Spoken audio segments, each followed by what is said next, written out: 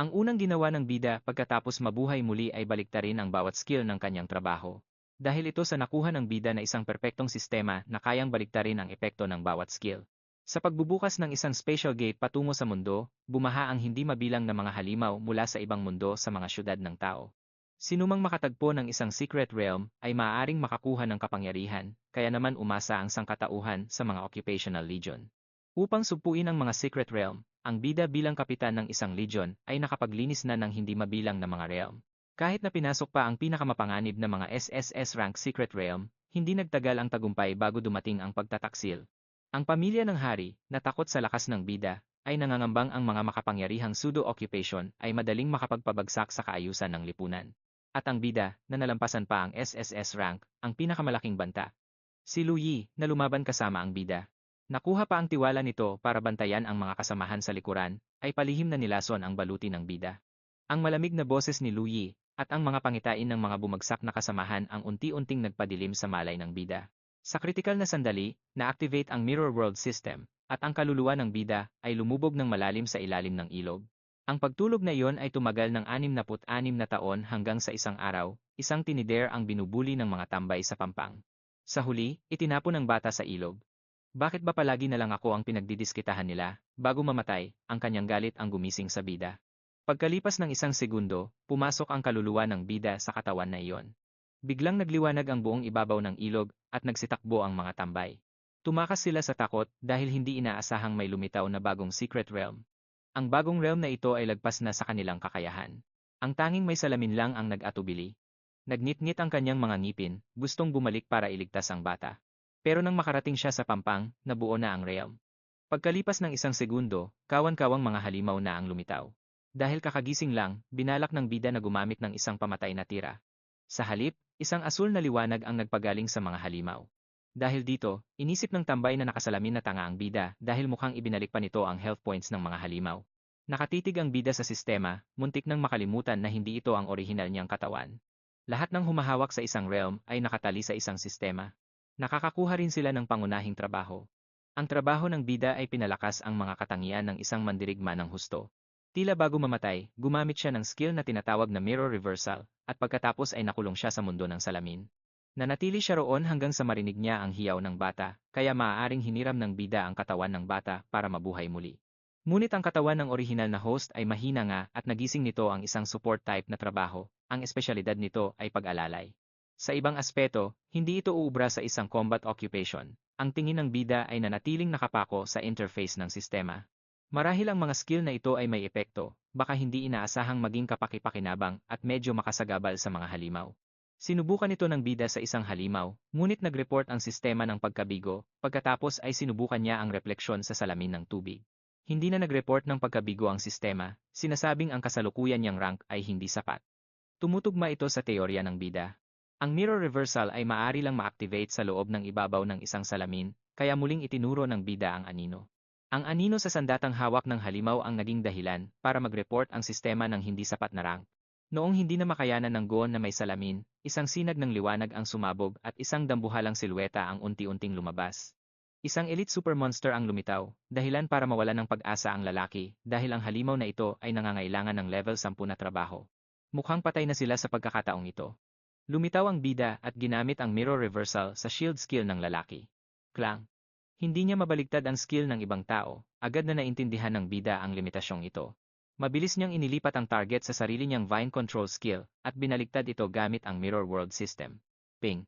Ang pagbaligtad ay naging sanhi para maging magulong matinik na palumpong ang skill at hindi mabilang na mga tinik ang ligaw na sumabog mula sa lupa. Ang mga tinik na ito ay pumulupot at humarang sa daan ng halimaw. Bukod dito, isang nakakapangilabot na eksena ang naganap. Namula ang mga mata ng Vanguard Elite sa galit at bigla nitong ibinaling ang pag-atake sa sarili nitong kauri. Ang mahahaba nitong kuko ay biglang pinagpira-piraso ang mga kapwa nito halimaw. Sa loob ng isang segundo, napuno ang secret realm ng mga nakapanlulumong hiyaw. Nakatulala ang lalaking nakasalamin sa eksena, hindi maintindihan kung paano ito ginawa ng bida. Malinaw na pinagaling niya ang mga ito kanina, ngunit sa isang iglap ay pinagpapatay ng mga halimaw na ito ang isa't isa.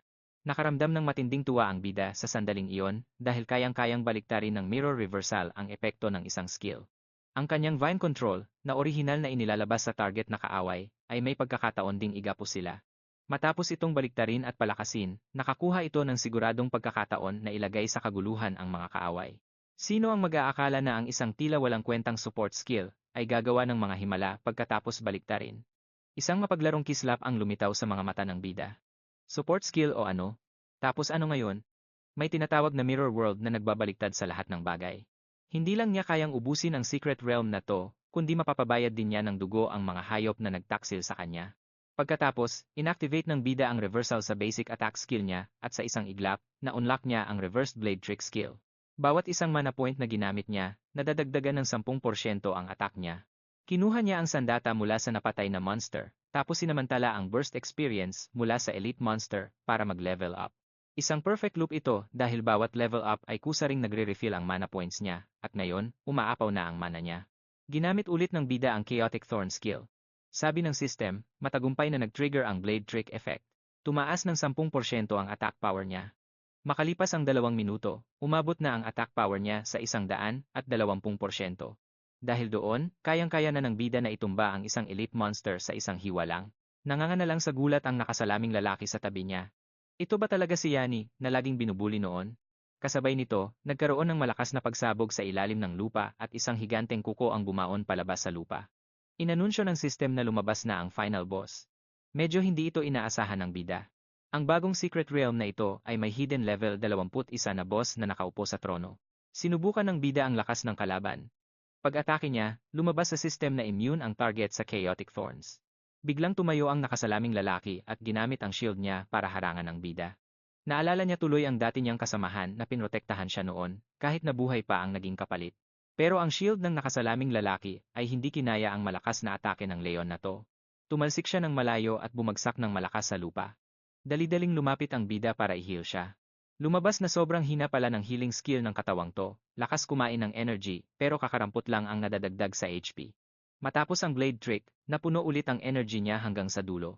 Naisip ng bida na para matalo ang isang level 21 na boss, kailangan niya ng hindi bababa sa 400% na attack boost. Pero ang blade trick ay tumatagal lang ng 1 minuto sa maximum.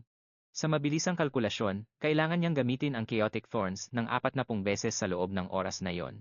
Kaya naman, mabilis siyang nag-stack ng mga buff skill, dahilan para umakyat agad ang rank niya sa level 12 at tumaas ang attack sa 510%. Pagkatapos ay tumalon ang bida at humiwa gamit ang kanyang blade, kung saan tinusok niya muna ang higanteng kuko ng boss. Tapos, nagpakawala siya ng 10 Radiant Blade Strikes sa likod ng monster. Sa isang iglap, namilipit sa sakit ang itsura ng boss. Bumagsak ang boss sa lupa. Naiwang nakangangalang ang nakasalaming lalaki sa nakita niya. Isang bagong level 5 na support type lang, pero naubos agad ang guardian boss ng dungeon sa isang banatan lang. Nagmamadaling nagtanong ang nakasalaming lalaki sa bida kung paano ito naging ganoon kalakas. Tiningnan lang siya ng bida nang hindi sumasagot, at sa halip ay tinanong kung ano ang relasyon nito sa kanya. Nang malaman niyang pamangkin pala ng dati niyang kasama ang nakasalaming lalaki, nagulat ang bida. Hindi ba't pinatay ni Luoya ang lahat ng mga dati niyang teammates? Mayroon pa nga kayang nakaligtas. Saka, yung batang pangit ang mukha noon, may mga apo na pala ngayon. Binanggit ng nakasalaming lalaki ang tungkol sa pagbabalik ng bida sa eskwelahan. Ngayong hapon, mag-organisa ang school ng isang field trip sa Modern History Museum. Hindi nagtagal, nagmasid ang bida sa paligid ng may halong lungkot. Matapos matulog ng mahigit kalahating siglo, ibang-iba na talaga ang mundo. May isa pang bagay na ikinagulat ang bida. Karaniwan kasi, mga monsters lang na naglalaglag ng items ang pwedeng lumabas sa secret realm. Gaya ng dragon-shaped bone ring sa kamay niya, pwede silang kumuha ng items sa pamamagitan ng item warehouse. Dahil dito, mas madali ang mga transaksyon sa pagitan ng mga pseudo-occupations, mawawala naman ang mga gamit na hindi mailagay sa warehouse. Pero sa mundong ito, kahit saan ka tumingin sa loob ng mga dungeon, ay may makikita kang mga magical aura. May malaki kayang pagbabagong nangyari. Maya-maya lang, lumitaw na ang bida sa Modern History Museum. Habang nagsasalita ang guide, biglang tumigas ang buong katawan niya.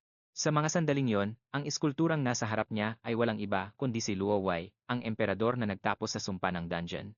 Sinasabi doon na noon daw, ang emperador na ito ang nanguna sa laban kontra sa isang triple S level dungeon, pero pinagtaksilan at sinaktan siya doon. Nang marinig ang baluktot na kasaysayan, uminit ang ulo ng bida. Ang walang hiyang traidor na si Luo, naging bayani at tagapagligtas na ngayon. Samantalang ako na totoong bayani, tinawag pang kriminal. Ang isa pang ipinagtataka niya, sino ba talaga itong si Dingkon?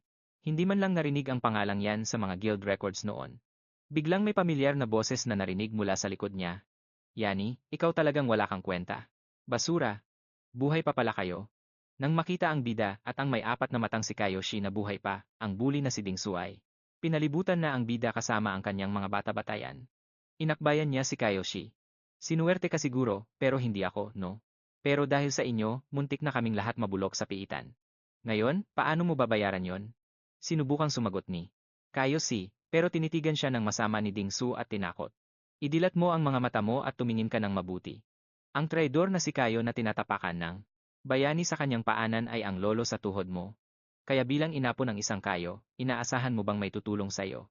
Pagkatapos niyang magsalita, umakyat si Dingsu at sumigaw na walang sinuman ang makakatalo sa kanyang ninunong si Dingkun. Agad na nagkagulo ang mga kaklase sa paligid. Ang ninuno ni Dingsu ay ang bayaning nagpabagsak sa mga traidor. Pero ngayon, isang inapo ng traidor ang nangahas na pumunta rito at bastusin ang bayani. Dahil sa mga bulong-bulungan, lumapit ang guro. Sinabihan niya si Kayoshi na aminin agad ang kanyang pagkakamali at humingi ng tawad kay Dingsu. Noon, pinili ng bayani na patawarin ng pamilya Kayo, kaya dapat ay habambuhay na magpasalamat si Kayoshi kay Dingsu. Parang sasabog na ang kahihiyang nararamdaman ni Kayoshi. Mayabang na tinapik ni Dingsu ang ulo niya. Kung hindi siya nagsalita ngayon, kahit bugbugin pa niya si Kayoshi sa harap ng lahat, walang makikialam. Dahil isa kang walang kwentang tao na walang may pakialam. Noong maghahanda na siyang suntukin sa mukha si Kayoshi, isang figura, ang biglang nag-teleport, kasunod ang isang malakas na sampal. Hindi nakapaghanda si Dingsu at bumagsak na nakaupo na parang nadulas sa balat ng saging. Nakatayo ang bida na may malamig na tingin. Wala na bang oras ang pamilya ng bayani para turuan ng leksyon ang batang ito? Nagulat ang lahat sa nangyari. Mukhang nawala na sa katinuan si Yani ngayong araw, talagang sinaktan niya ang inapo ng bayani. Sa harap ng lahat. At isipin mo, level 5 lang siyang support. Hindi ba siya natatakot na mapatay siya sa bugbog ni Dingsu?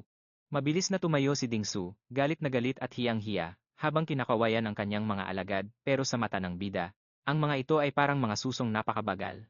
Isa-isa niya silang sinuntok at sa loob lang ng ilang segundo ay iniwan silang tulala sa kinatatayuan nila. Ang huling suntok ay itinabi niya para kay Dingsu. Ang mga suntok ay parang ulan na bumagsak sa kanya. Inactivate ni Dingsu ang rage na nagpataas ng kanyang attack ng 25%. Sa sandaling iyon, hindi siya makapaniwalang napatumba siya ng isang taong kilala bilang basura sa harap ng lahat. Dahil doon, hinigpitan niya ang hawak sa kanyang nagbabagang flail at iwinasiwas ito sa bida. Madaling nakaiwas ang bida at pagkatapos ay nagpakawala ng isang suntok na sapol sa ilalim ng baba ni Dingsu. Ang tanging nasabi na lang ni Dingsu ay, paano nangyari? Pagkatapos ay hinimatay na siya roon. Sa puntong ito, sa wakas ay nag-react na ang guro. Hindi pa ba sapat ang pag-insulto sa bayani? At ngayon, nangahas pa siyang saktan ng inapo ng bayani sa harap ng lahat. Talagang wala siyang hiya. Matapos sabihin yon, kinuha ng guro ang kanyang tungkod. Iwinagayway ng bida ang kanyang kamay at inilabas ang bone ring. Isang segundo ang lumipas. Isang nakakatakot na anino ang lumitaw doon. Tinamaan ng tungkod ang anino at nabali ito sa dalawa. Dahil dito, nagbago ang mukha ng matanda, habang namumuo ang takot sa loob niya. Anong klaseng gamit ang mayroon ng bida para maharang ang kanyang atake? Nagsalita ang bida para sumagot, pinaratangan niya ang guro na may pinapanigan, dahil naniwala lang ito sa isang panig ni Dingsu. Sumisipsip ba siya sa pamilya ng bayani? Sapol ang matanda sa sinabi ng bida. Nagpanggap na lang siyang kalmado. At sinabing iimbestigahan niya itong mabuti. Dahil hindi niya pa alam kung anong gamit ang mayroon ng bida, inakala niyang may malakas na backer ang bida. Sinulyapan ng bida ang pinsala sa bone ring. Isa lang itong undead item drop mula sa isang level 21 boss, at halatang hindi ito sapat laban sa isang level 35 guro. Pagkatapos ay kumaway ang bida bilang tanda ng pag-alis. Kung ganoon, ituring mo na lang itong parusa. Alis na kami. Umalis siya kasama si Kayoshi. Lahat ay naiwang tulala ang mga mukha. Ito ba talaga ang walang kwentang si Yani na kilala nila? Hinarap niya ang guro ng walang bahid ng takot. Pagkatapos, umalis sa museum, naging madilim ang mukha ng bida. Ang lolo sa tuhod ni Kayoshi ay naging kasama ng bida noon, at ngayon ay itinuturing na rin siyang traidor gaya niya. Nang makitang ganito tratuhin ang pamilya ng dati niyang kaibigan, mahirap isiping makakayanan pa nilang mabuhay. Lumingon ang bida kay Kayoshi at sinabing hindi siya ganoon kagaling sa history. Kaya naman, pwede bang ikwento sa kanya ni Kayoshi ang tungkol sa bayaning si Dingkun? Agad na nagsimulang magpaliwanag si Kayoshi nang may kasabikan. Sinasabing si Dingkun ay pinagplanuhan ng traidor na si Yani noon at matagal nang nakaambush malapit sa isang Triple S level na dungeon, at pagkatapos ay nilutas ang sumunod na rebelyon. Hindi lang yon, nilutas din niya ang malaking sakuna sa Winter City. Sinasabing ang Lehan Sword sa estatwa ay ang banal na sandata na pumatay sa traidor na si Yanchi. Napakuyom ang bida. Matagal nang nagkunsabahan ang mga taong ito. Ang sakuna sa Winter City ay pinatigil ng bida sa isang madugong labanan, at ang tinatawag na Lehan Sword ay ang reserba niyang espada. Namuo ang pagnanasang pumatay sa mga mata ng bida. Desidido na siyang maghiganti sa unang pangalan sa listahan, si Ding Kun. Kung ganoon, sisimulan ko na ang pakikipagtuos sa iyo. Sa sandaling iyon, sa labas ng bakuran ng pamilya Ding, may isang grupo ng mga gugwardidya ang nagpapatrolya sa paligid. Sa sandaling iyon, ang isa sa kanila ay biglang lumingon ng mabilis, ang kaniyang pagod na mga mata ay nililibot ang buong paligid. Dahil dito, ang dalawang nagtatago sa tabi ng pader ay hindi na halos makahinga ng malakas. Hinawakan ni Kayoshi ang kaniyang dibdib at sinabi, dapat na tayong umalis. Dito, napakaraming guwardiya. Kahit pa makahalo tayo sa kanila, kapag bumalik na si Dingsu, siguradong mahuhuli niya tayo. Gustong-gusto na talagang tistisin ng bida ang bituka ni Dingkan ngayon din. Pero ayon kay Kayoshi, matagal na raw nasa loob ng isang high-level na dungeon si Dingkan. At para makapasok, kailangan mo ng pass. Kaya bilang isang inapo, siguradong mayroon noon si Dingsu. Lumingon ang bida kay Kayoshi at nagtanong, kailangan ba talaga ng pamilya nila ang ganito karaming gugwardiya? Hindi ba't isa lang naman sila sa mahigit 12 inapo ni Dingkun? Sumagot si Kayoshi. Pero sa huli, mga inapo pa rin sila ng mga bayani. At ang pamilya nila ay mayroon ding sikretong dungeon. Gulat na lumingon si Yani at nagtanong, sikretong dungeon sa loob mismo ng bahay nila. Sumagot siya, ang mga low-level na sikretong dungeon ay matagal na ring ginawang pribado at ibinebenta. Pero kung wala kang kapangyarihan o impluwensya, hindi ka mangangahas na bumili ng isa. Madalas magsama ng mga guwardiya si Dingsu para makapag-level up siya sa pamamagitan ng pagpatay ng mga monster. Anumang oras, habang ang mga ordinaryong estudyanteng gaya natin ay sa school dungeon lang nakakahanap ng mga monster at ninanakawan pa, dagdag ni Yani. Sa matalim na tono. Nagbago na talaga ang panahon. Habang mas marami kang pera at impluensya, mas mataas ang antas mo. Sumang-ayon si Kayoshi, syempre, totoo yan. Ang isang karaniwang taong nakapagtapos ng high school ay karaniwang umaabot lang sa level 15 hanggang 20. At pagkalabas ng paaralan, marami ang hindi na makapasok sa mga dungeon, kaya nananatili na lang sila sa level na yon. Kung makakakuha ka ng trabahong may kinalaman sa mga dungeon, gaya ng pagiging minero o ranger sa isang national dungeon, pagdating mo ng katanghalian ng buhay, baka umabot ka sa enchantment tier 3. Para naman sa mga guwardidya ni Dingsu, dahil nakakapasok sila sa mga pribadong dungeon, ang level nila ay maaaring nasa 30. Sa mas matataas na level, karaniwan ay ang mga sundalo lang o yung mga natanggap sa mga formal na organisasyon tulad ng mga guild o militar ang nakakapasok sa mas matataas na tier ng dungeon at nakakaabot sa mas matataas na ranggo. Kaya kung gusto kong lumakas, kailangan ko talaga ng pass dahil dito, dapat na tayong bumalik. Masyadong malaki ang agwat ng level natin. Kahit gaano ka pa kagaling, hindi mo matatalo ang mga guwardiya. Biglang na-realize ni Yani. At bumulong. Sa lakas ko ngayon, napakalayo ko pang mapatay ang tinatawag nilang bayani na yon, hindi pa kasama ang mga matataas na opisyal sa ilalim ni Haring Louis. Pero ang scouting skill ay natututunan sa level 30 at kadalasan ay maliit na area skill lang ito gaya ng Eagle Eye, mas malakas na pandinig, pagpapalabas ng mga spirit rats, at iba pa, pero hindi pa rin ito sapat para mabantayan ang buong paligid ng bahay sa lahat ng oras. Hindi naman ito isang life or death na dungeon, kaya karamihan sa mga guwardiya ay magiging tamad lang, ibig sabihin ay may malaking tsansa pa tayong makapasok. Walang magawang nagtanong si Kayoshi, tamad? Saan banda ang tinatamad dyan? Inisip ni Yani na mas madali na ito kaysa sa pag-scout ng mga dead zone sa mga high-level dungeon noong nakaraang buhay niya, nagpatuloy siya.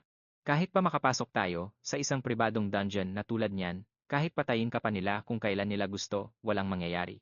Anong mapapala natin? Bago pa man siya matapos, hinablot ni Yani ang kukwelyo ni Kayoshi at binuhat siya. Tinanong niya si Kayoshi, ayaw mo bang baguhin ang buhay mo? Sumagot si Kayoshi, syempre gusto ko, pero kung makakasali muna ako sa isang guild. Pagkatapos ay nagtanong si Yani. Kapag sumali ka sa isang guild, magbabago ba talaga ang lahat? Ang apo ng traidor na si Kayo at si Kayoshi. Nang marinig iyon, naramdaman niya ang lungkot at pagkalito, hindi alam ang gagawin. Sinabi niya, mababago lang ang tadhana mo kung babaguhin mo ang kasalukuyan mo. At isa pa, wala kang mapapala kung itatapon mo lang ang sarili mo, wala talaga. Hinding-hindi ko babaliwalain ang dungeon na nasa harap natin. Magdesisyon ka kung gusto mong sumama sa akin. Ben, gagawin din kaya ng mga apo mo ang parehong desisyon mo? Sobrang naguluhan si Kayoshi, medyo natatakot, at hindi makapagdesisyon.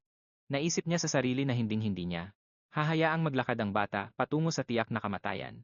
Nagsenya si Yani gamit ang kaniyang kamay at bumulong. Saglit niyang naisip na walang bakas ng kahit anong summoning type scouting skills sa lugar na ito. Pinagmasdan ni Yani ng maigi ang lahat at narealize na dahil doon ay sapat na ang pagbulong lang. Hinawakan niya si Kayogsi at inihagis ito pataas sa mataas na pader, iniisip na maaari silang makapuslit. Nang hindi nakikita, sinamantala ang pagkakataon, nakapasok nga sila ng tahimik. Gulat na napasigaw siya, nakatuloy nga tayo sa loob. Parang may kakaiba. Bago pa mag-alinlangan si Kayogsi, sinabi ni Yani, iyan ay isang lugar na nababalot ng malabong kulay ube na liwanag. Sumagot si Yani, isang underground dungeon. Mas mataas ang level nito kaysa sa huling dungeon, pero walang gaanong monster dito dahil madalas itong nililinis ng pamilya ni Dingsu. Mayroon lang dalawang maliit na monster. Sige, subukan mo. Napakamot-ulo si Kayogsi at sumagot, ako? Lalabanan sila? Siguradong hindi ko kaya yan. Humakbang siya pasulong. Pero sinugod pa rin siya ng isang monster. Sumigaw si Kayogsi, bakit ba ako naniwala sa'yo? Sumigaw siya at hinawakan ang leeg nito, umiiyak na. Nagsasabing, kung alam ko lang na ganito, hindi na sana ako sumama. Ginamit ni Kayogsi ang kanyang mahinang lakas para pigilan ang mga counter-attack ng monster. Habang sumisigaw ng, gusto ko nang umuwi. Nakatayo lang si Yani sa labas at nang uuyam. Bakit hindi ka lumaban? Bulyaw niya. Kailan pa ako nagkaroon ng pagkakataong lumaban? Sinisiguro ko sa'yo na dahil nandito ako, walang masamang mangyayari. Kayogsi. Level 6 na may titulong shield bearer, nakayuko at maingat na nagmamasid. Ginamit niya ang hawak na kalasag at biglang sumugod. Nagpakawala siya ng malakas na counter-strike sa halimaw. Isang panghalimaw ang biglang lundag kay Kayogsi mula sa likuran. Dahil sa talas ng kanyang pakiramdam, lumingon si Kayogsi at itinaas ang kanyang kalasag para humarang. Nakasandal naman si Yani sa isang bato habang nanonood at nag-iisip. Gaya ng inaasahan, talagang mahusay ang talento niya. Kaya lang, masyado siyang mahiyain at madaling mataranta, kaya puro depensa lang ang ginagawa niya. Pero ang spatial judgment niya ay napakatalas kahit hindi niya sinasadya, daayaw. Dahil sige ang tingin niya sa mga panganib sa paligid, hindi man lang siya nabawasan ng buhay.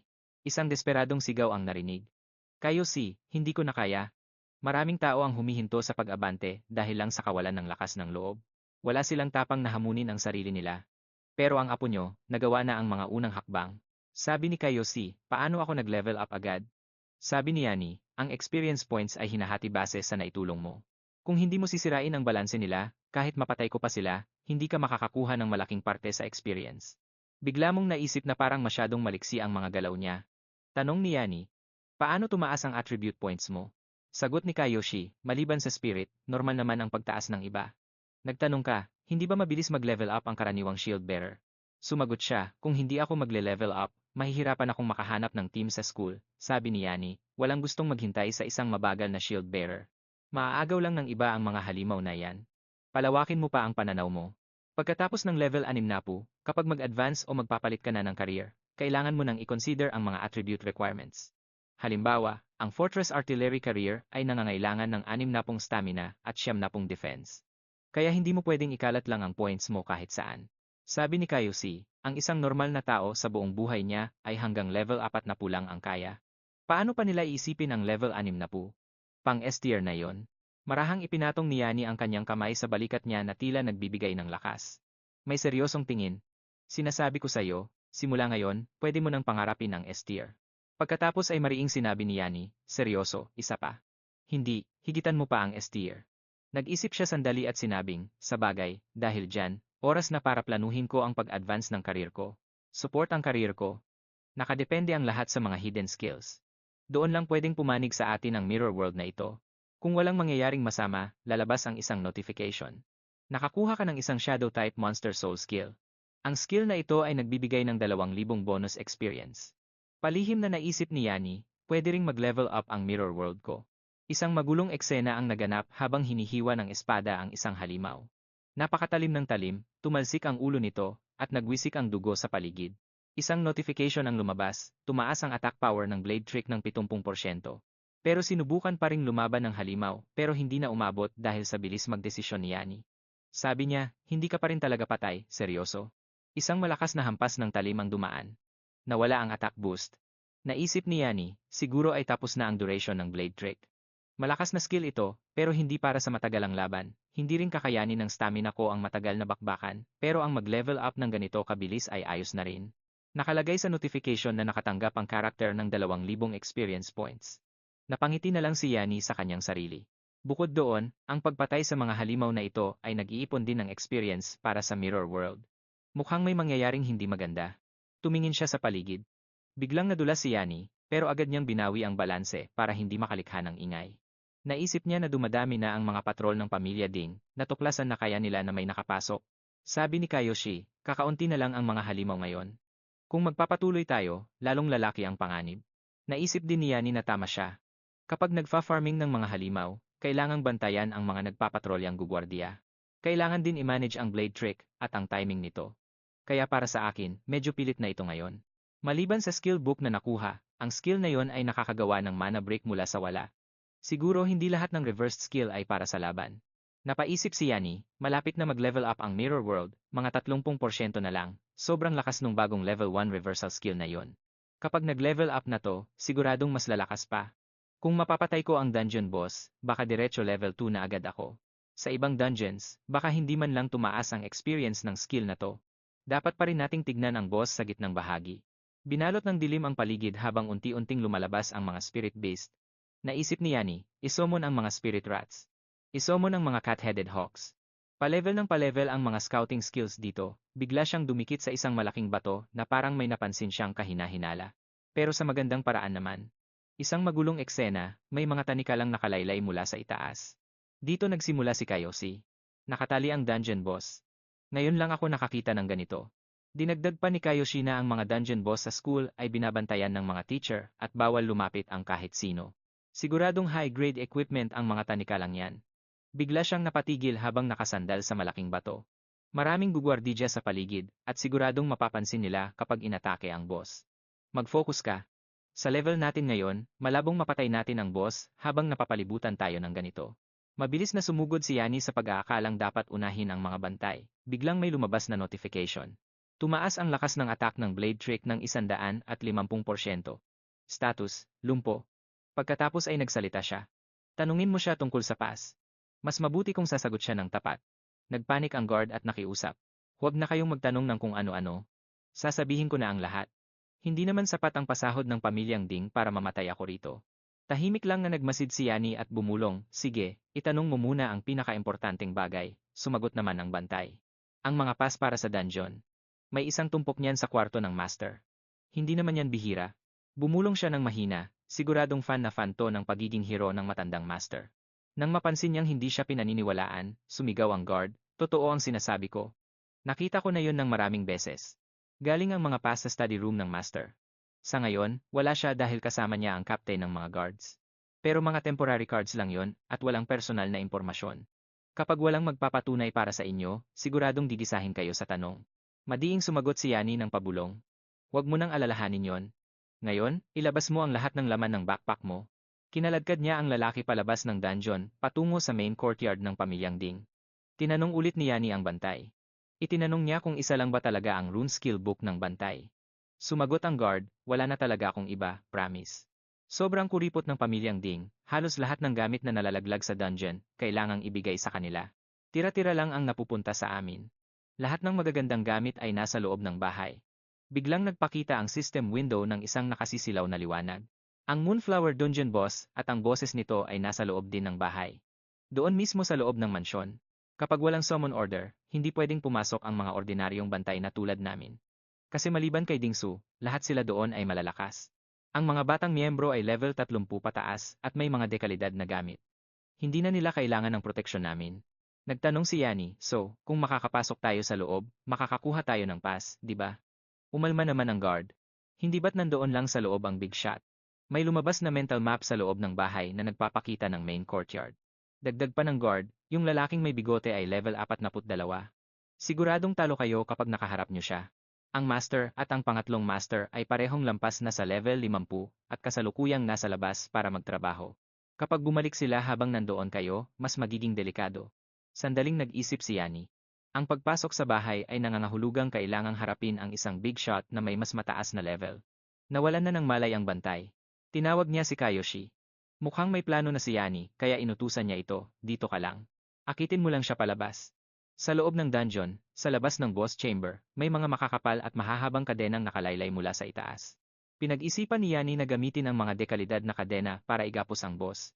Hanggat hindi namamatay ang boss, hindi ito maglalaho. May mga bantay na nakatalaga para bantayan ang mga kandado. Talagang napakaingat ng paraang ito. Walang gustong mamatay para lang magbukas ng mga kandado. Bigla siyang sumugod para busalan ang bantay. Sanay na siya sa ganitong klase ng kadenang bakal noon pa sa dati niyang buhay. Isang malakas na ingay ang umalingaw-ngaw. Nagsimulang magbulungan ang mga tao sa paligid. Anong nangyayari? Anong naganap? Hinawakan ni Yani ang mga kadena. Kailangan niyang pilitin ang Big Master sa loob ng bahay na lumabas. Ang paraang ito ay saktong-sakto. Sumigaw ang mga tao sa paligid. Ano yan? Bakit bigla na lang nakawala ang dungeon boss ng ganyan? Sumigaw si Uncle Lam sa labas ng dungeon. Huwag na kayong magbagal. Bilisan nyo, pumasok kayo sa loob para suportahan sila. Nagmamadali silang pumasok. Lahat ng mga bantay sa labas ay nagkagulo sa pagpasok sa loob. Nag-isip muna si Yani sandali. Isang level 6 na po na kagamitan ang nakuha. Sa harap ng main courtyard ng pamilyang Ding, yumukod ang steward. Binuksan niya ang tarangkahan para batiin at tanggapin ang pagdating ng pangalawang Young Master at ng Young Master. Si Ding Su, na may benda sa mukha at mukhang iritado, ay nagsalita ng pabalang.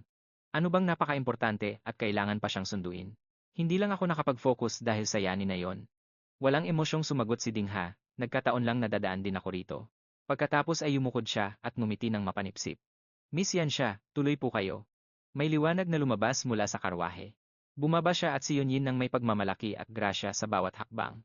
Itinuro naman ni Dingha ang daan patungo sa bahay. Yumukod ng husto si Kayosi, na parang isang bangkay na bumabati sa mga dugong bughaw. Napangiwi si Dingha sa sobrang pandidiri. Bigla niyang sinipa ng malakas ang lalaki sa tiyan. Huwag kang humarang sa daan, sumunod naman siya sa tatlo papasok.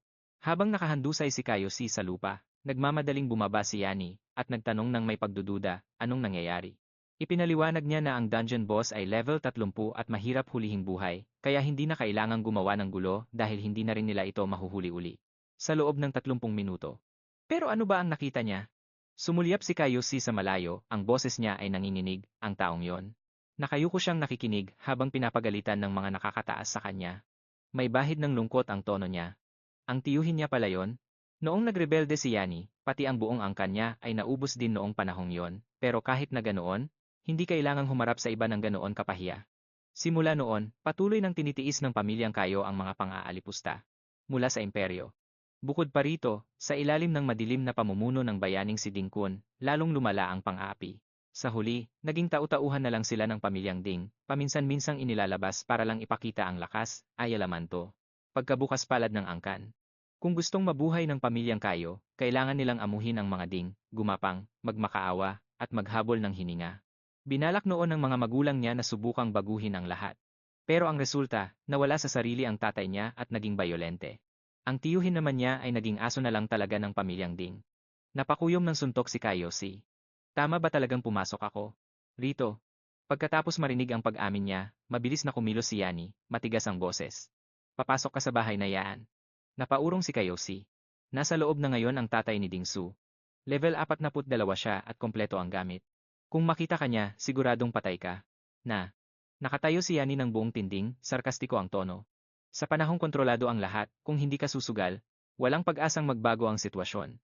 Tsaka, may mga bagay na hinding-hindi mo makakamit kung patingin-tingin ka lang. Sa kung saan-saan. Kayo tutulungan kitang magbago, pero kailangan mo munang pumili para sa sarili mo.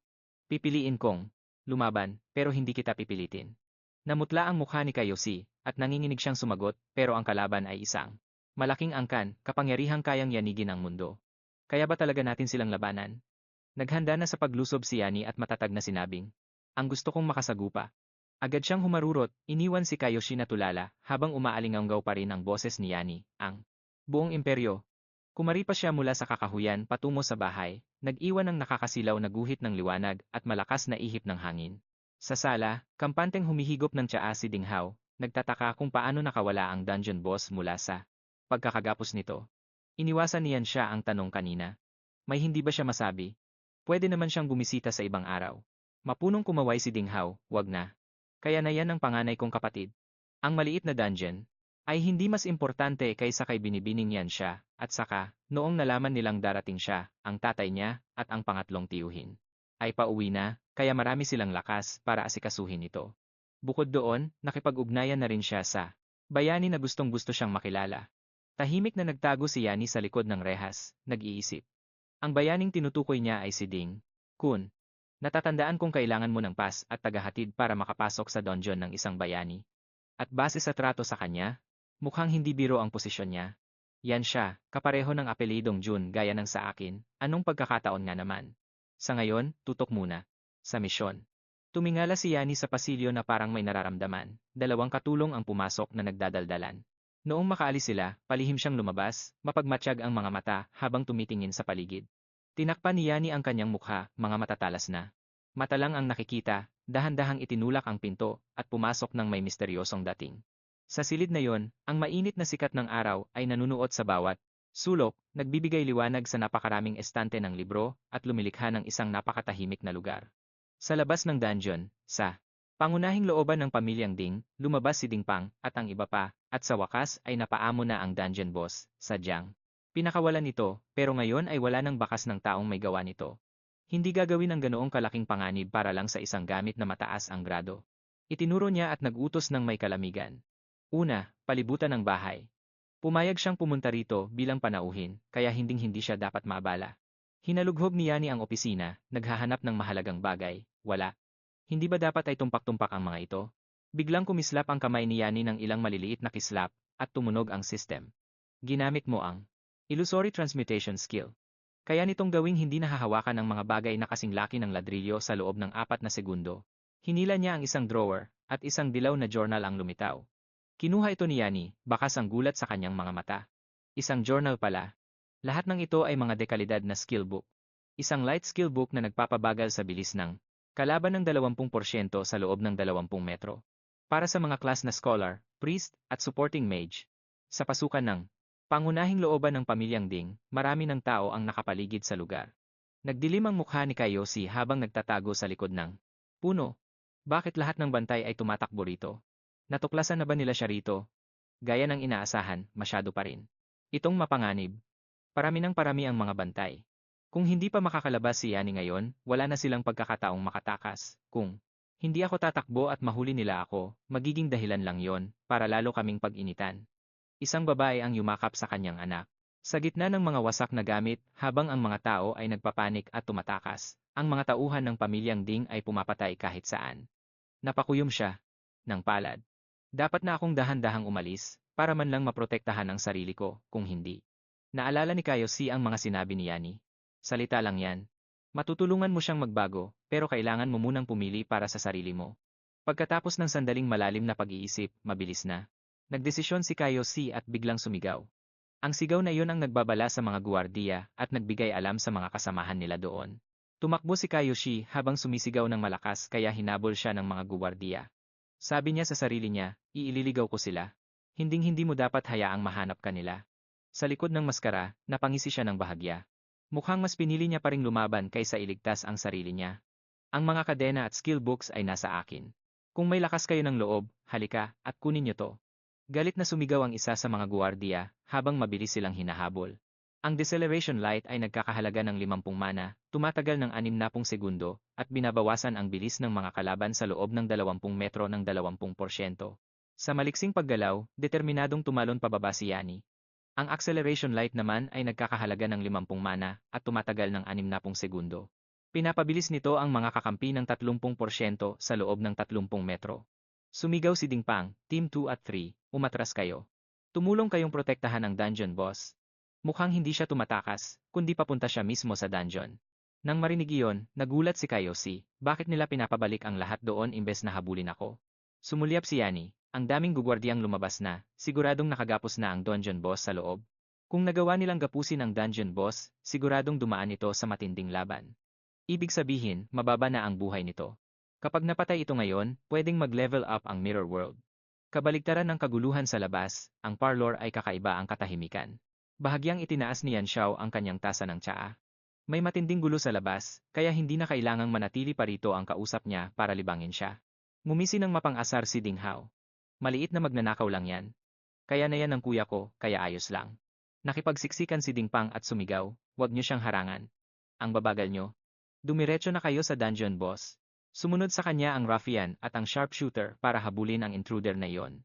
Lumingon si Yani sa likod. Halos abutan na siya ni Dingpang. Nagkalkula siya sa isip niya. Ang bawat class ay nakakakuha ng 3 attribute points, kada level up, at kalahati noon ay inilagay niya sa agility. May dagdag na speed boost din mula sa accessory skills. Sa level 30, kadalasan mga marksman at rogue lang ang nakakasabay sa kanya. Mula sa itaas, pinanood ni Yani ang nakasil na dungeon boss at ang kumpol-kumpol na sundalong nagbabantay dito. Pagkakita roon, napaisip siya. Nasil ba ang dungeon boss dito dahil baka may magtangkang pumatay dito? Totoo nga, nasa pinakamahina siyang kalagayan ngayon. Kung ilalabas ko ang buong lakas ko, kaya ko tong wasakin agad. Nang makita ng mga tao si Yani, sumigaw sila, nandito na siya. Ayusin ang pormasyon. Maayos na pumila ang mga sundalo, bawat hanay ay may kanya-kanyang combat role. Inactivate ni Yani ang Chaotic Thorn skill. Ang mga lila at matinik na baging ay mabilis na humaba pasulong. Ang isa sa kanila ay nagpanik. Anong klaseng skill to? Sabi naman ng isa, bakit ngayon ko lang to nakita? Isang nakamaskarang sundalo ang nagpaliwanag sa tila pagod na tono. Isa itong skill na nagdudulot ng abnormal status, hindi hamak na mas mahina ang resistensya ng tao kaysa sa mga halimaw, kaya imposibleng matamaan tayo ng ganoon lang. Ihinalas niya ang kanyang tungkod sa lupa. Agad na sumabog ang lupa at tumalsik ang mga sundalo. May sumigaw sa takot. Lagot na. May natamaan. Imposible. Hindi tama ang success rate ng skill na to. Hinablot ni Yani ang kanyang poleblade. Maliksi niyang tinigpas ang mga sundalo. Sa bilis niyang kumilos, nalagpasan niya ang susunod na grupo. Mas marami sila, mas maganda para sa kanya. Sa ganitong paraan, maaabot niya ang sugatang halimaw. Maraming tao ang natamaan, nauwi sa kaguluhan ng paligid, at hindi tumitigil ang mga tili. Sumusugod siya. Nasaan ang crowd control? Bakit hindi siya pinipigilan ng mga armored soldiers? Huwag niyong gamitin ang skill na yan sa mga kakampi natin. Tumingin si Yani ng may panghahamak, mga watak-watak na grupo na walang karanasan sa laban. Masyado na ba silang kinalawang dahil sa sobrang habang panahon ng kapayapaan? Sabi ng shield soldier habang naghahanda. Nag-iisa ka lang. Habang nakikipaglaban, isang asul na liwanag ang tumama sa kanya, pero agad itong iniwasan ni Yani. Masyadong kampante ang mga sundalo. Kapag naipit natin siya, siguradong patay siya. Mabilis na lumapit si Dingpang at inutos sa mga tropa na manatiling matatag. Mabilis na nagsuot ng armor si Dingpang at sumigaw ng may autoridad, ako na ang bahala sa kanya. Iwinasiwas ni Dingpang ang kanyang sandata. Nagliyab ang buong katawan niya habang gumagamit ng skill. Ang nagniningas na atake ay direktang tumama sa likod ni Yani, pero nasalag niya ito. Tinignan niya ang shield soldier ng may pang-aasar. Sige, subukan mo, kumislap ang matatalas na mata ni Yani, at makikita ang mapang-asar na ngiti sa kanyang mukha. Magaling. Kahit hindi pa sapat ang level ko para isuot to, hindi ko pwedeng gamitin lang to para pampataas ng stats. Tutal, ang durability nito ay nasa level 60 na rin naman. Naghagis si Dingpang ng dambuhalang apoy sa kanya, pero nasalag iyon ni Yani. Tahimik siyang nagkalkula na pwede niyang gamitin ang matinding impact na iyon para sirain ang seal. Nang mahanap ang mahinang bahagi, tumira si Yani. Tinarget niya ang mga kadena ng dungeon boss. Eto na ako, sabi niya ng may halong sarkastikong pasasalamat.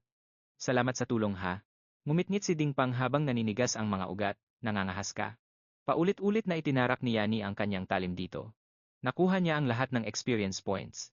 Pagkatapos ng matinding labanan, siya ang lumabas na panalo. Nagtalsikan sa paligid ang mga piraso ng katawan ng boss. Kahit saan. Sunod-sunod na system notification ang tumunog. Tumaas ang level ng 3. Impormasyon ng karakter. Rune level 20. Mataas na spirit. Pambihirang agility, 9 na libreng puntos para ipamahagi. Ang level ng Mirror World skill ay umakyat sa 2. Puno na ang experience sa Mirror World. Nag-level up na. Galit na galit si Dingpang. Namimilipit ang mukha niya sa poot. Sugod bakal siyang lumapit kay Yani at sumigaw. Bata ka. Nakatayo ka sa harap ng lungga ng boss. Sa likuran mo, mabilis na sumugod si Dingpang at ang mga tauhan niya para dakpin. Direktang kumilos si Yani sa system interface. Pinindot niya ang use button sa system panel at inactivate. Ang Mirror World skill level 2. Nag-ipon ng lakas si Dingpang at humampas ng malakas sa pwesto kung nasaan si Yani kanina, pero si Yani ay naglaho na may iniwan na kulay lilang guhit. Siya at ang kanyang mga sundalo ay lubos na naguluhan, hindi maintindihan kung ano ang nangyari. Nabigo ba tayo? Sa loob ng Mirror World, unti-unting nabuo ang anyo ni Yani, sa gitna ng malabong espasyong may refleksyon. Tiningnan niya ang mga asul na figura na may halong pagtataka. Ano ang mga ito? Sinulyapan ni Yani ang Mirror Walk System, 29 na minuto at 51 segundo na lang ang natitira. Nang makita iyon, baka sa kanya ang pagkagulat. Ito ang mundo sa loob ng salamin. Biglang lumitaw si Yani sa mirror world. Pinagmasdan niya ang mga multo sa paligid ng may pag-usisa. Ang lugar na ito ay talagang mundo sa loob ng salamin, kaya naman pala, baligtad ito mula sa totoong mundo. Pero ang mga guardian na ito ay mukhang mga ilusyon lang. Inabot niya at hinawakan ang mga kristal na nakahiga sa malamig na lupa. Kumuha si Yani ng isang piraso ng basag na salamin at sinuri ito. Hindi ito isang ilusyon na basta-basta mo lang mailalabas. 'Di ba? Ibig sabihin, kapag umabot na ang skill na ito sa level 2, pwede ka na palang pumasok sa mirror world at kumuha ng mga gamit palabas. Kung gayon, dapat magbago rin ang system, tama? Agad na lumitaw ang status menu. Nagulat siya na ang mga skill na ito ay hindi magamit. Sinubukan ni Yani na i-activate ang mga skill na hindi pa naka-unlock, ipinakita ng system. Ang detalye para sa mga intrinsic skill na hindi pa natututunan. Nagsimula siyang mag-isip. Mukhang ang mga nakikita rito ay mga baliktad na bersyon ng lahat ng skills. Kailangan mo munang matutunan ang mga intrinsic skill sa realidad bago mo sila ma-activate dito. Ang reverse skill. Level 1 ay parang bawas na version lang ng level 2. Mukhang pwede akong pumili ng malalakas na skill combination para matutunan muna. Mas mabuting planuhin ang susunod na advancement path. Biglang lumingon si Yani dahil sa pagkabahala sa mga umiikot na anino, mga kaluluwa. Napagtanto niya na may iba pang mga kaluluwa na narito. Ang mga kaluluwang iyon ay nagbabagong anyo bilang mga mapanganib na kristal. Napag-isip ni Yani, naging soul monster na ba sila? Mabilis niyang inislash ang kanyang sandata sa katawan nito ng paulit-ulit. Malamig at matindi ang tingin ni Yani. Hindi sila mukhang masyadong malakas. Biglang may kumislap na gintong liwanag na ikinagulat niya, nag-anunsyo ang system. Ng isang Death Soul contract, maaari kang pumirma ng kontrata para maglabas ng kaluluwa mula sa mirror world, nabigla si Yani. Kontrata. Ibig sabihin, pagkatapos talunin ng isang Death Soul, pwede mo itong hulihin bilang summon at dalhin sa labas. Nag-focus siya, iniisip. Ang bagong impormasyong natanggap. Hindi lang pala mga bato. Ang mirror world level 2 ay tila kayang maglabas ng mga gamit mula rito, pati na rin ang mga Death Soul, patungo sa realidad. Sinulyapan niya ni ang lahat, palihim na natutuwa. Napaka-interesante. Sa ibang dako, habang tinatambangan ng mga sundalo, biglang naglaho ang dungeon. Bakit hindi pa lumilitaw ang taong yon? Paano siya naglaho na parang bula? Ito kaya yung rogue hidden skill na yon? May nagpaikot ng kanyang talim at sumagot, imposible. Ang hidden skill nila ay may physical na anyo at duration, kaya hindi pwedeng hindi siya makita. Nang marinig iyon, nagwala si Dingpang at sinakal ang isang tauhan. Sa ulo. Sabihin mo sa akin kung bakit. Paano niyo siya napakawalan sa rami niyo? Kapag hindi niyo siya nahanap, utang niyo sa akin ang dungeon na ito. Habang nagwawala siya, biglang lumitaw si Yani. Natigilan si Dingpang. Nagsalita si Yani. Tapos na ba ang oras ng mirror walk? Kapag ba lumabas ka, babalik ka sa parehong pwesto, o may iba pang kondisyon? Nang makita si Yani, kumulo ang dugo ni Dingpang, at sumigaw siya ng utos. Sugod. Kalmadong naglabas ng liwanag si Yani. Huwag kang masyadong nagmamadali.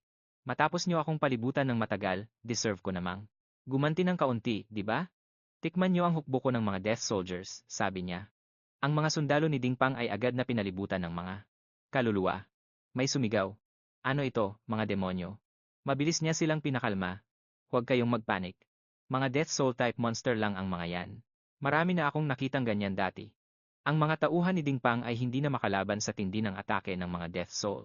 May napansin na ang level sa status bar nila ay 20 lang.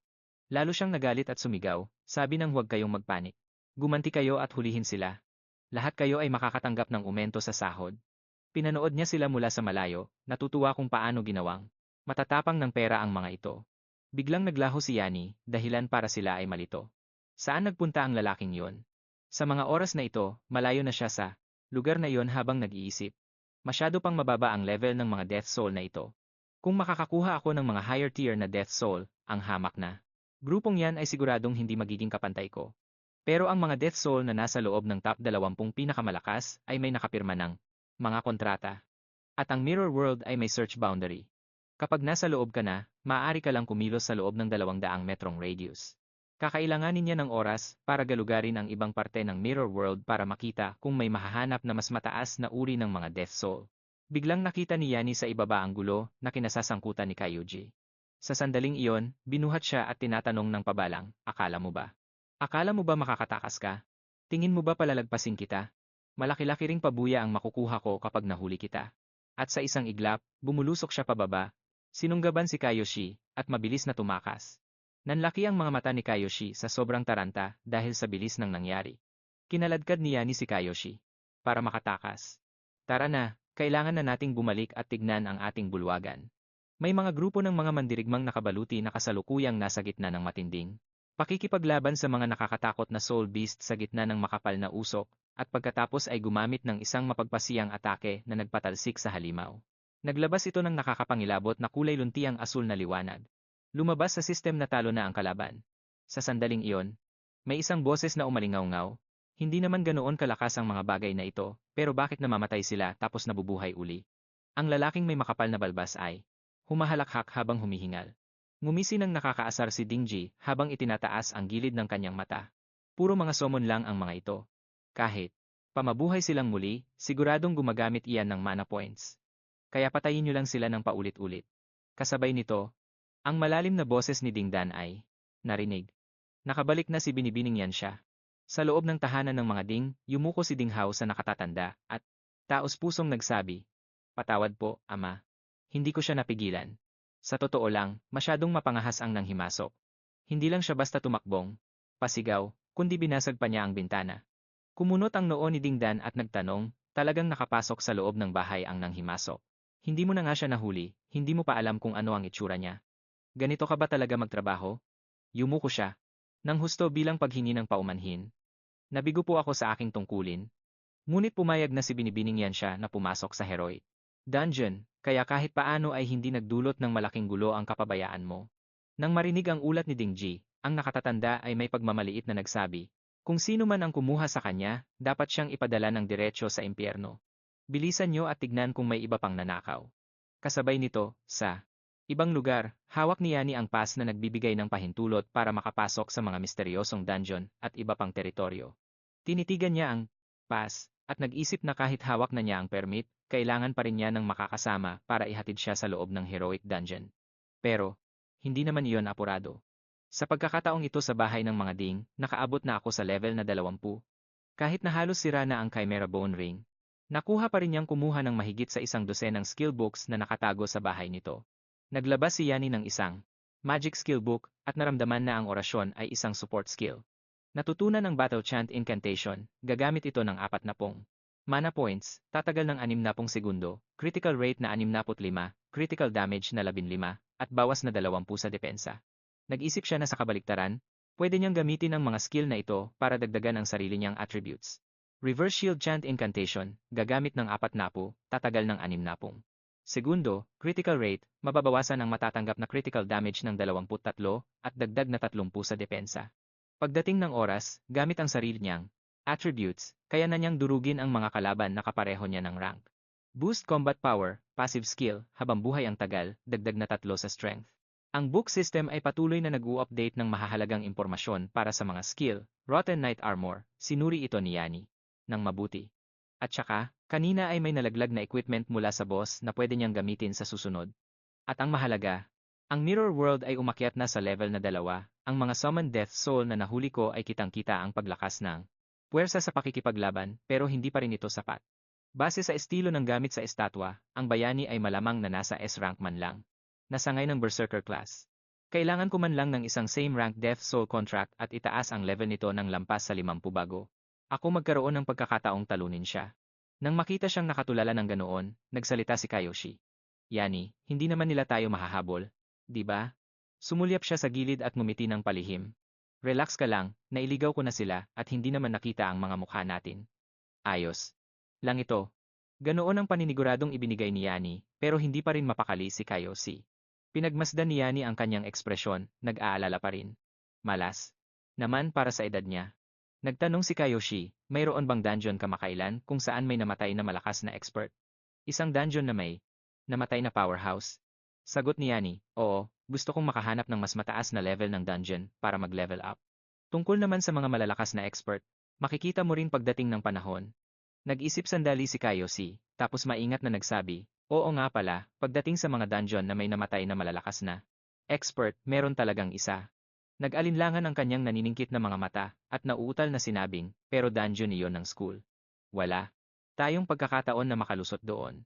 Nang marinig si Kayoshi, sinamantala niya ang pagkakataon na mag-isip, may dungeon ang school. Kung ganoon, Kailangan nating gumamit ng ilang espesyal na diskarte. Kuminang ang mga mata ng guro sa mga rare na libro na hawak niya, halos hindi makapaniwala. Para sa akin ba ito? Purple quality rare skill books, at para pa ito sa ranger class. Tumikhim siya ng pilit. Mukhang. May malakas talagang kapit ang batang itong si Annie.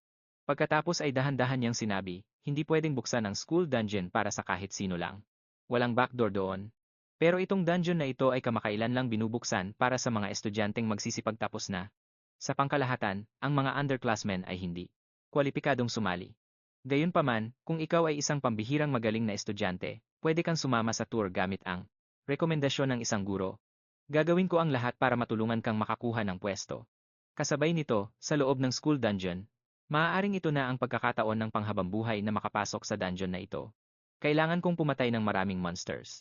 Ang kakampi sa tabi niya ay napangisi. Kung wala ang regalo ng bayani, wala rin tayong pagkakataon, dagdag pa niya. Salamat, bayani. Pero ang mga mata ni Yani ay tila may napansin. May mali rito. Parang hindi tama ang dungeon na to. Patuloy namang nag-explain ang guro tungkol sa task. Ito raw ang heroic dungeon na ibinigay sa school natin ng mismong bayani. Ayon sa alamat, lumaban daw ang bayani rito noon, kaya baka may mga bakas pa siya sa loob. Habang nakikinig ang lahat ng mabuti, si Kayoshi naman ay tahimik lang na nakatayo sa sulok, namumutla ang mukha niya at mukhang malalim ang iniisip. Hindi ba't ang heroic dungeon ang mismong lugar kung saan matapang na pinaslang ng bayani ang rebeldeng si Kayoen? Nag-aalangang sumulyap si Kayoshi kay Yani, habang balisa ang kanyang puso. Dapat ba niyang sabihin kay Yani? Pinaalalahanan naman sila ng guro na napakababa lang ng hirap ng dungeon na ito, kaya kailangan lang daw na maging maingat sa paggamit ng lakas. Shiozai, ikaw na ang bahalang mag-lead sa lahat papasok. Pagkarinig sa assignment, napangutmot siya ng ngipin sa reklamo. Paano naman ako magle-level up sa ganito? Kinailangan pang amuy ng guro si Shiozai. Sige na, tama na ang pagrereklamo.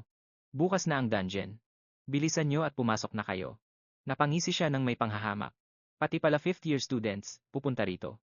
Istorbo naman oh. Ngayon kailangan ko pang magbuhat ng 2 pabigat. Pagpasok nyo, manatili lang kayo sa likuran ko, at huwag gagawa ng gulo. Kundi, kapag natigok kayo, wala na akong pananagutan. Habang naghahanda silang dumaan sa tarangkahan, naramdaman ni Yani na ang lugar na ito ay isang dungeon na level 20 hanggang 40. Pero, bakit parang sobrang delikado nito? Ang paligid ay nababalot ng kadiliman, at ang mga mana current ay umiikot kahit saan. Ang loob ng misteryosong lugar na ito ay mukhang matapang pero nakakatakot. Bigla silang napahinto sa paglalakad at napatitig sa harap habang sabik na nagbubulungan.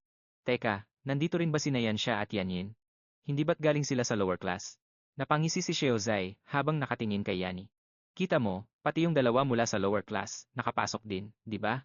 Kung lilipat lang din dito si Nayansha at ang iba pa, siguradong mas maganda yon. Mas gaganahan ako kapag kasama yung mga babae. Habang nagsasalita siya, parang tumutulo na ang laway niya sa pananabik. Baka posible pa.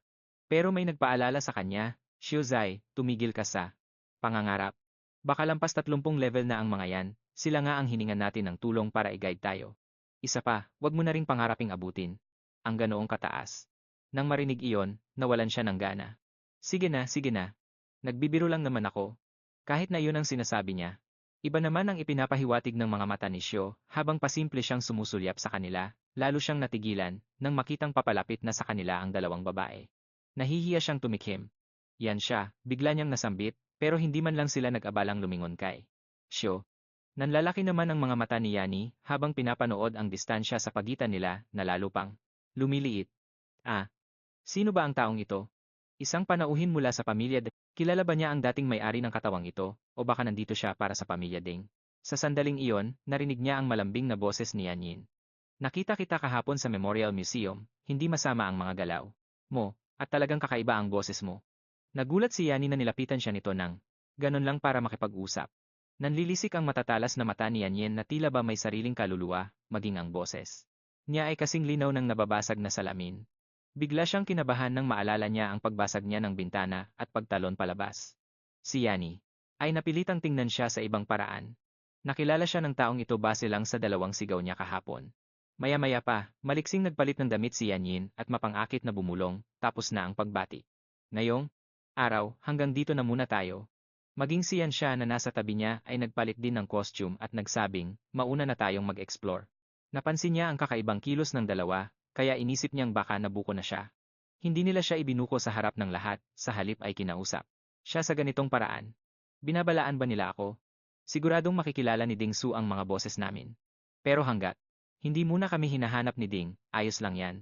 Sa bilis ng pag-level up ko, wala na akong dapat ikabahala. Sa lalong madaling panahon, kung mabuti naman ang intensyon nila, magpapaalala na rin ako. Sumigaw si Yani gamit ang kanyang malalim at baritonong boses, mag-ingat. Kayo, may mga delikadong aura sa lugar na ito. Lumingon si Yansha na nakasuot ng marangyang damit at nagsabing, naalala ko lang, na may kakaibang ang pakiramdam dito. Dahil sa rank ko, karaniwan ay wala akong pakialam, pero salamat na rin sa paalala. Narinig ng mga nasa malapit ang usapan at napangiwi na lang sila sa inis. Si Yansha ba talaga yan, hindi ba't dapat ay? Snob siya. Bakit siya nakikipag-usap ng ganyan sa kanya? Paano niya nakilala si Yansha? Dahil dito, nagkagulo ang mga tao para magtanong, magkakilala. Ba kayong dalawa? Pwede mo ba kaming ipakilala? Malamig na kumaway si Yani at nagsabing, pasensya na, kailangan na naming umalis. Sigaw naman ni, yan, umalis na kayo. Gusto nyo bang mag-solo? Ang pinakamahinang monster dito ay nasa level 20 man lang, kung kayong dalawang taga-lower class ay makaka-encounter. Nang kahit maliit na grupo ng kalaban, baka mamatay agad kayo. Nang makita niya itong sobrang pursigidong tumulong, tumakbo si Shio para makiusap. Hayaan mo na sila. Hindi rin masamang makasama si Yansha. Siguradong ang level nila ay hindi rin naman mababa.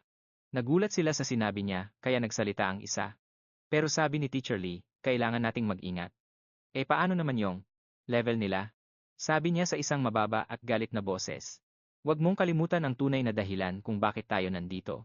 Mas mabuting kaunti lang ang alam mo tungkol sa lugar na yon. May mga rare spirit crystal sa lugar na yon. Gusto mo bang makihati pa sa mga taong yan? Kahit ano paman, ang lahat.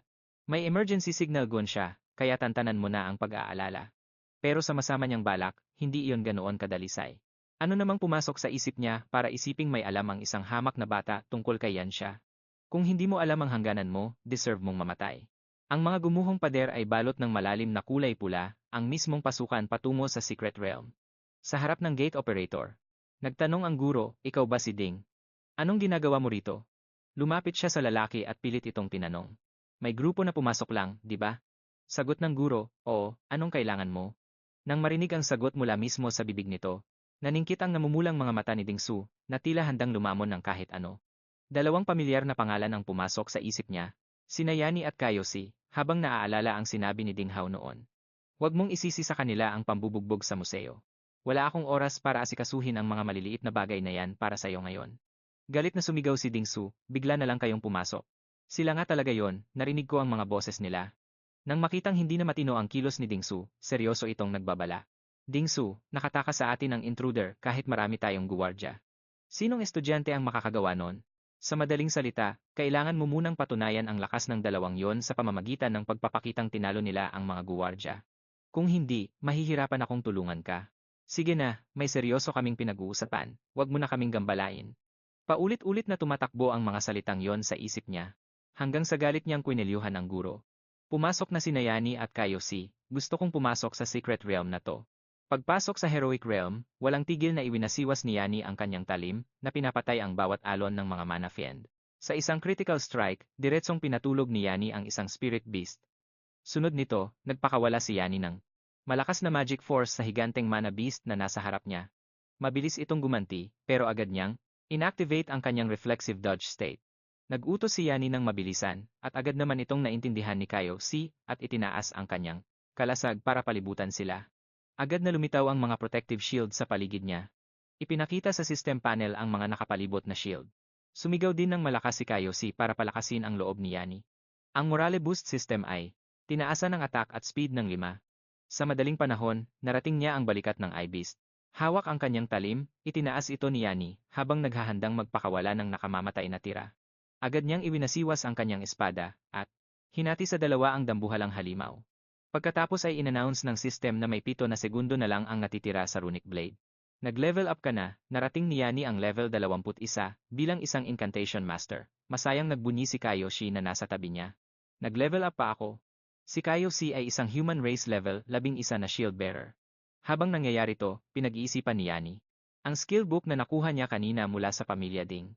Tamang-tama na mayroong dalawang skill doon, ang Surrounding Shield at Battle Cry Encouragement. sa kasalukuyang level ni Kaioshi, kaya na niyang matutunan at gamitin ang mga skill na yon. Kahit na medyo mataas ang level ng mga monster dito, sa tulong ni Kaioshi, mas magiging madali ang lahat. Ayon sa gurong yon, ang Secret Realm na ito ay mayroon ding napakabihirang monster na kung tawagin ay Miracle Stone Beast. Kapag napatay mo ito, may pagkakataon na mag-drop ito ng support system skill na tinatawag na Gravity Lure, buti na lang at nabasa ko ang listahan ng mga skill sa Mirror World, kaya nakapili ako kung anong skill ang dapat matutunan. Tumingin siya sa malayo at nag-isip. Hindi lang Miracle Stone Beast ang nandito. May mga Revenant din sa lugar na to. Nagtataka ako kung saan namatay ang mga malalakas na yon. Sana ay makahanap tayo ng mga higher level na drop. Biglang nanlaki ang mga mata ni Yani sa gulat na tila may nakitang kakaiba. Nakita niya pala ang isang naglalakihang monster na balot ng matibay na armor. Natigilan si Yani rito. Posible kaya na ang lugar kung saan nakatayo sina Yani at Kaioshi ay ang tinatawag na Pillar Crystal Valley. Tumingin siya sa kawan ng mga halimaw sa ibaba. Napaisip si Yani, gaano kaya karaming Elite Spirit Stone Beast ang nagtipon-tipon dito. Higit pa rito, nakalayo na sila ng halos 1,000 na metro. Lampas na sila sa normal na activity range ng mga monster. Mga Vagabond Beast ba sila? Ang mga Vagabond Beast ay bibihirang monster sa Secret Realm na hindi nananatili sa isang lugar, kundi gumagala kahit saan. Ang lakas nila ay dihamak na mas higit kaysa sa mga ordinaryong monster.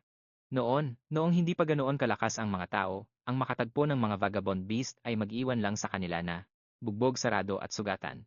Dahil ang mga beast na yon ay gumagala paminsan sa labas ng mga Secret Realm na nagreresulta sa hindi mabilang na trahedya at sakuna sa Secret Realm. Gayunpaman, kapalit ng panganib na yon, ang pagtalo sa kanila ay nagbibigay ng experience at mga drop na mas higit pa sa binibigay ng mga karaniwang monster. Inihanda ni Yani ang sarili para sa susunod na laban. Nang dumating ang pagkakataon, nagpakawala siya ng isang all-or-nothing na atake para hatiin ang beast dahil alam niyang isang beses lang siyang pwedeng sumubok. Pero laking gulat ni Yani nang biglang mag-regenerate ang beast. Mayroon ba itong continuous healing skill? Pinagpatuloy niya ang pagcast at sabay na nagpakawala ng magic force sa dalawang Miracle Stone Beast. At hindi sila umaatras, gumanti sila ng sunod-sunod na kidlat. Kahit na pinoprotektahan siya ng shield ni Kaioshi, tinatamaan pa rin si Yani sa gitna ng matinding pag-atake. Walang humpay na pag-atake. Kinakabahan siya sa mga pagsugod ng mga halimaw, napakabilis at napakarami nila. Sa ganitong bilis, kahit mabilis ka pa, hindi mo sila maiiwasang lahat. Masyadong mababa ang HP at depensa niya. Kung wala ang protectionong shield ni Kaioshi, siguradong malubha na ang sugat niya. Sa desperadong sitwasyong ito, nagpasya si Yani na mag-summon ng mga Revenant. Pero ang mga Revenant na tinawag niya ay hindi kinaya ang lakas ng Miracle Stone Beast, hindi ubra to. Hindi sila kayang pigilan ng mga Revenant. Mabuti na lang at medyo mabagal pa ang kilos nila, pero ang HP at depensa niya ay hindi kayang itaas agad sa loob ng maikling panahon. Kung gusto nating talunin ang mga halimaw na to, kailangan nating umasa kay Kaioshi na itaas ang depensa pagkatapos mag-level up. Dahil doon, agad niyang inutusan si Kaioshi, halika muna rito. Mag-grind muna tayo sa mga normal na halimaw para tumaas ang level mo. Maya-maya, nakarating na sina Yani at Kaioshi sa lugar ng mga low-level monster. Maingat siyang nagplano kanina mula sa mataas na lugar. Marami na siyang nakitang spawn points ng mga halimaw. Gagamitin niya iyon para i-level up si Kaioshi. Sa mga bakbakan ng grupo, ang protective shield ang pinakaimportanteng depensa sa harap.